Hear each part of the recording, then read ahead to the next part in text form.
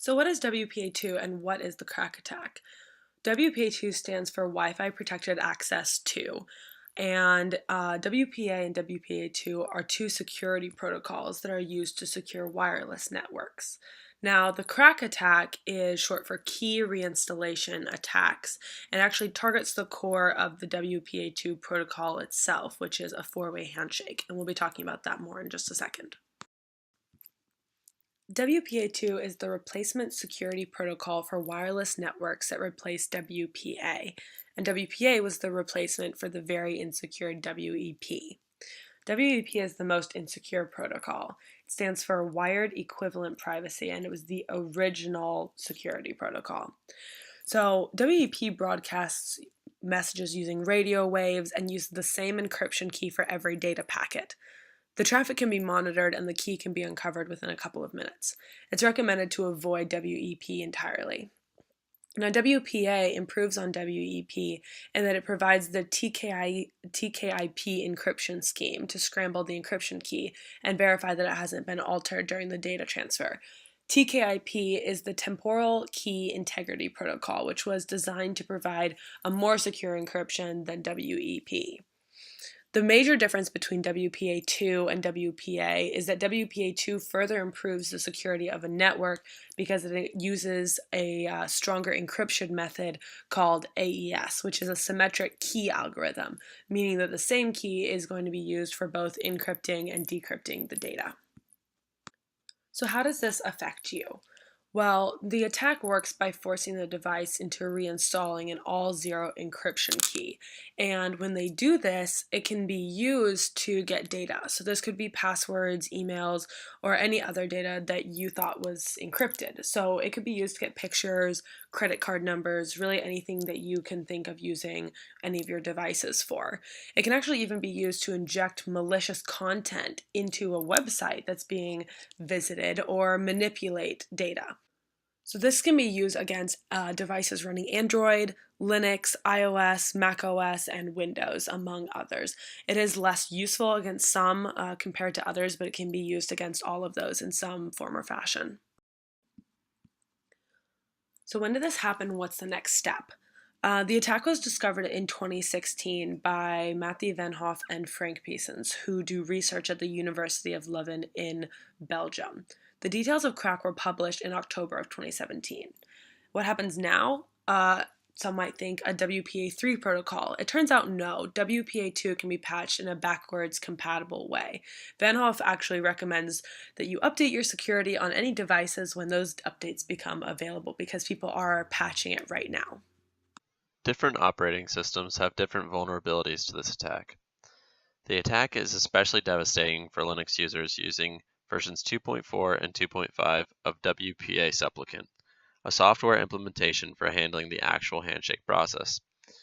When receiving the third handshake multiple times, Linux will establish an all-zero encryption key. Due to Android using a modified version of WPA Supplicant, approximately 32% of Android users are vulnerable to the most severe level of this exploit.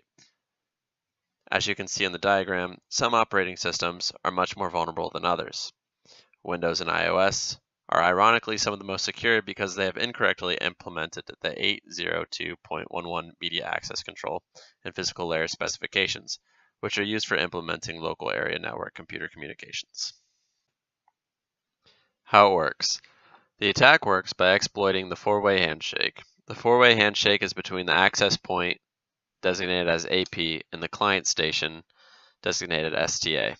And the purpose of this is to establish an identical pairwise transient key, referred to as the PTK, and group temporal key, which is referred to as the GTK. Reuse of a nonce implies reuse of a key stream, which therefore means packets can be decrypted and is the whole reason why this attack works. We will first demonstrate a four-way handshake between an access point and a client station without a man in the middle. First, the access point sends a nonce value to the client station. In cryptography, a nonce is an arbitrary number that can only be used once. The client station now has the components to build the pairwise transient key, which is used to establish an encrypted connection between the access point and the client station. Second, The client station sends its own nonce value, the S nonce, to the access point, together with a message authentication integrity code.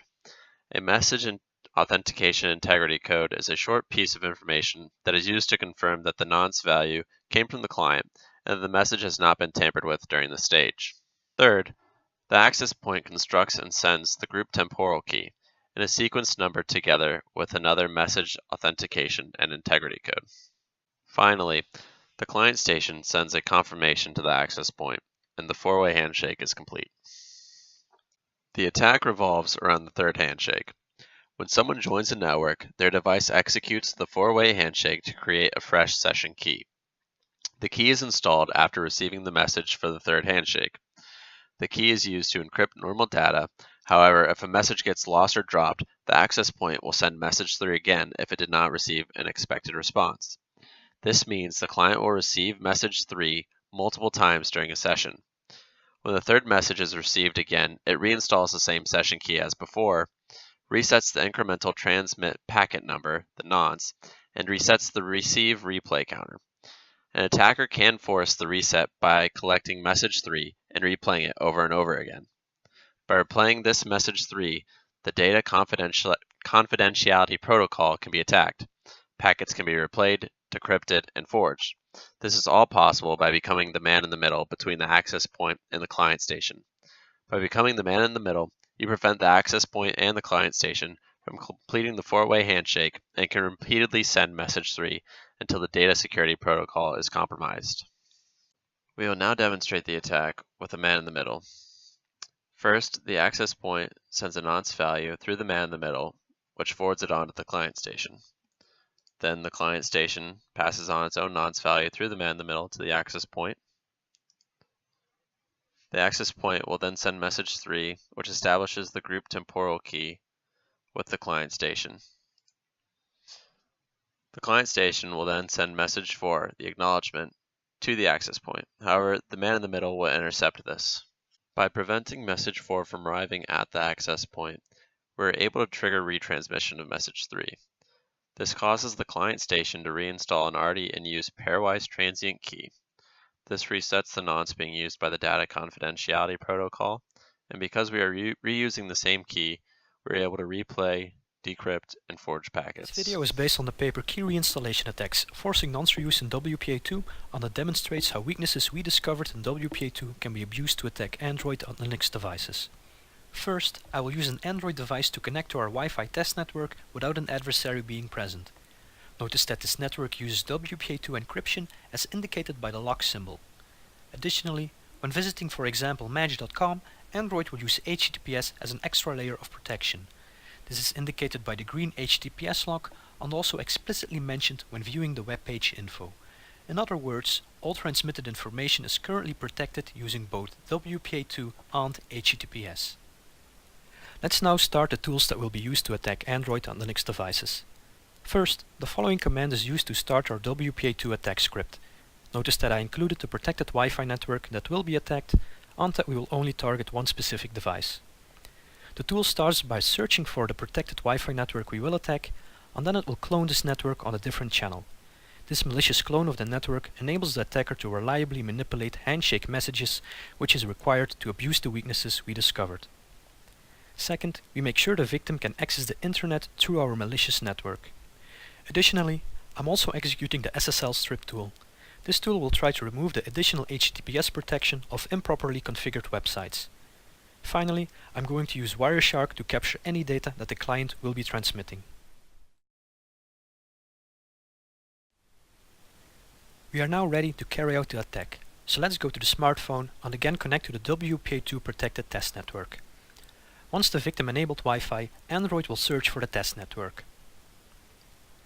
Once it has discovered the network, it will try to connect to the real test network, which is not what we want. Fortunately, we can solve this by sending special Wi-Fi frames that command Android into switching to a different channel. This tricks Android into connecting with the malicious clone of the network. Essentially, we now have a man in the middle position between the victim and the real Wi-Fi network. This allows us to reliably manipulate messages and carry out a key reinstallation attack against the four-way handshake. Normally, after executing such an attack, the victim will reuse nonsense when encrypting data frames, and this allows us to recover any encrypted data. However, due to an implementation bug, Android and Linux will not reinstall the actual secret key. Instead, they will reinstall an all-zero encryption key. This makes it trivial to intercept and manipulate all data that is transmitted by these devices. When we now go to Wireshark, we can already see that a significant amount of data was intercepted. Note that normally all this data is encrypted using WPA2 and therefore isn't readable by the attacker. However, without knowing the password of this protected Wi-Fi network, we can read all the packets that the victim is sending. This clearly demonstrates that we have successfully bypassed WPA2. Let's now visit a website on the Android device of the victim. In particular, we will again visit match.com. As you can now see, there is no longer a green HTTPS log in the address bar of the browser. This means the website is no longer using HTTPS as an additional layer of protection. Note that we were able to bypass HTTPS using the SSL strip tool. Although this method of bypassing HTTPS does not work against properly configured websites, it does work against a significant fraction. Unfortunately, many users will not realize HTTPS is no longer used and therefore will continue to log in using their real email address and password. The attacker is now able to intercept the email address and password of the victim. Of course, this is just a demonstration using a fake account, meaning the login fails. Nevertheless, the attacker is able to see which password we try to use. So let's go to the attacker and search for the login attempt.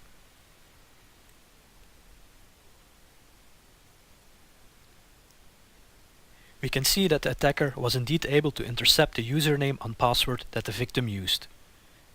To avoid being a victim of this new attack against WPA2, you must update all of your Wi-Fi devices.